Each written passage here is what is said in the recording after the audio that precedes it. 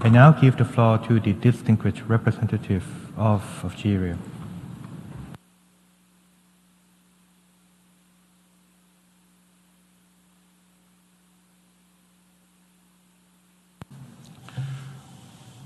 Mr. President, thank you for convening this important debate.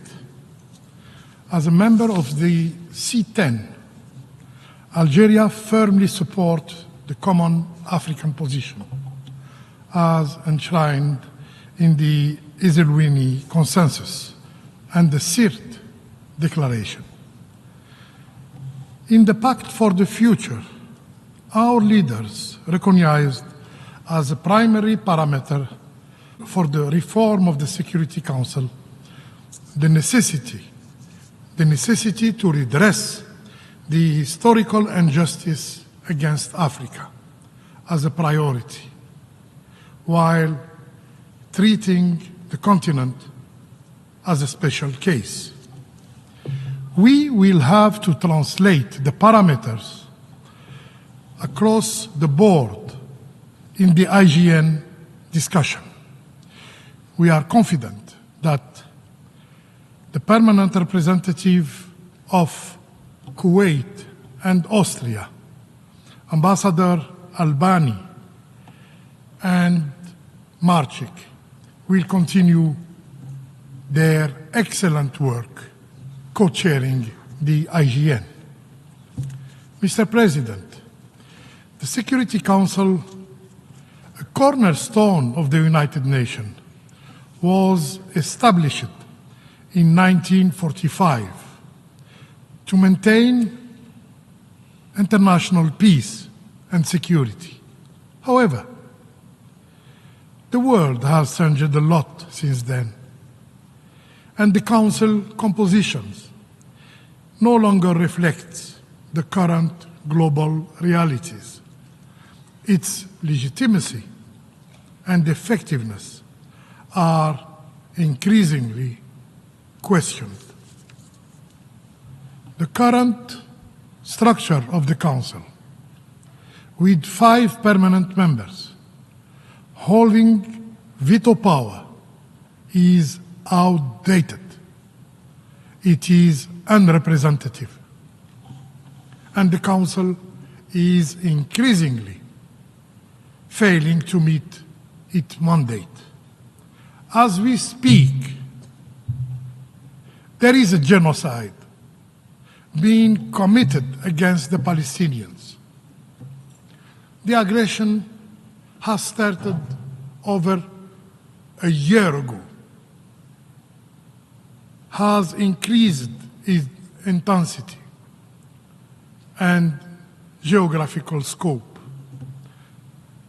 It is now affecting Lebanon too.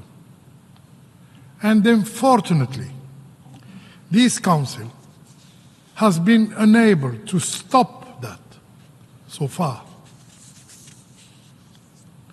As a current elected member of this organ, Algeria is witnessing firsthand the system's shortcoming, particularly the lack of transparency, the lack of accountability. This system allows a small group of countries to dictate the Council agenda, to dictate the decision-making process. The lack of transparency surrounding the information, the consultation, the negotiation, particularly those led by penholders, further exacerbates opacity and exclusivity. Mr. President, dear colleagues, the reform won't happen tomorrow, for reasons we all know. Nevertheless, we have to start somewhere. By enhancing transparency and accountability of the Council, is where we can and where we should start immediately. The Council's decision-making process needs to be more transparent. Penholders should be held responsible and accountable for their actions. They should also be impartial. Otherwise, another member state really committed to transparency, to impartiality, and to accountability should hold the pen. Moreover, the absence of permanent representation of Africa and other regions raise concern about regional disparities and raise concern about the Council's capacity to understand the root causes of conflict and to respond to diverse perspectives.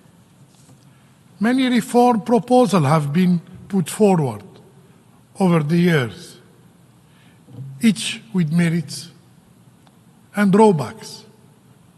The path to reform is undoubtedly complex and fraught with challenges. However, the need for change, rapid change, is evident. Let me conclude, Mr. President, by saying that a reformed Security Council will gain more legitimacy. It will also be better equipped to address the pressing security challenges of the 21st century and ensure that the United Nations remains relevant and indispensable as when it was created. I thank you. I thank the distinguished representative of Algeria.